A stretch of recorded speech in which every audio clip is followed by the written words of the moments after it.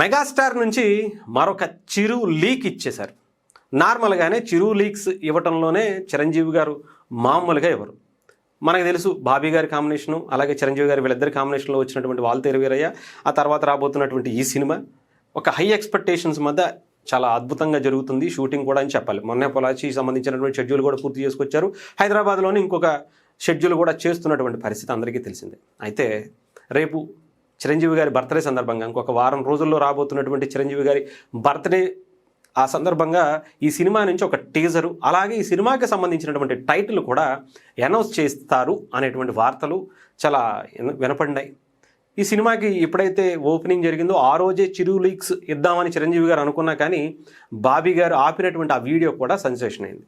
ఇప్పుడు చిరు లీక్స్ ద్వారా మరొకసారి నిన్న కొరియన్ కనకరాజుకు సంబంధించినటువంటి సక్సెస్ సెలబ్రేషన్స్లో ఆ సినిమాకి సంబంధించి దాని గురించి మాట్లాడుతూనే రాబోయేటువంటి సినిమా గురించి చిరు లీక్స్ ఇస్తారా అంటే సగం అయితే ఇచ్చేశారు.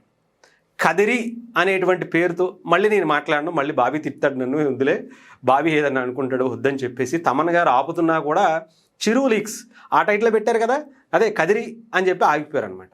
సో ఏంటి ఈ సినిమా? కదిరి నరసింహుడు అనేటువంటి టైటిల్ వినపడుతుంది. కదిరి నరసింహుడు అంటే అనంతపురం లేదంటే ఆ ఏరియా రాయలసీమ బ్యాక్డ్రాప్లో జరిగేటువంటి ఒక స్టోరీగా కనిపిస్తుంది.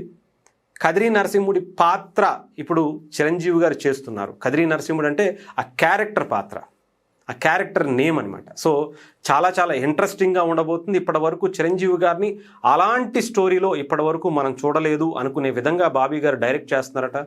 చాలా చాలా ట్విస్ట్లు ఉన్నాయట ఈ సినిమాలో.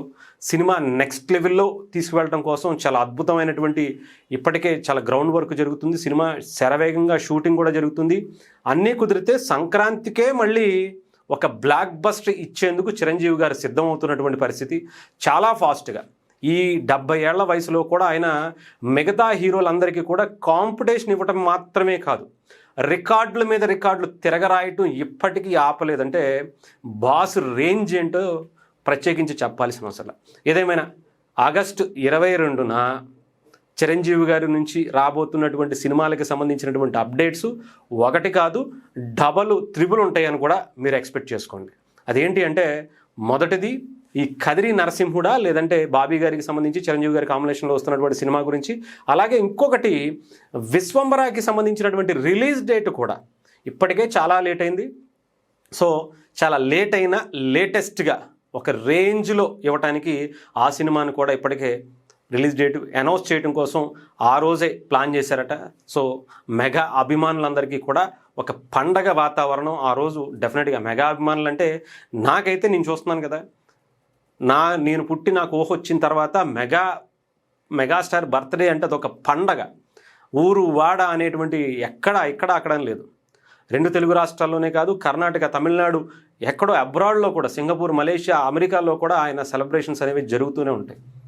రక్తదానాలు, సేవా కార్యక్రమాలు, అన్నదానాలు, 1 కాదు 2 కాదు చెప్పలేము అసలు. అలాంటి పండగకి ఇంకాస్త ఎనర్జీ ఇచ్చేందుకు ఈ సినిమాలు కూడా, ఈ సినిమాకి సంబంధించినటువంటి అనౌన్స్మెంట్లు కూడా ముందుకు వస్తున్నాయి.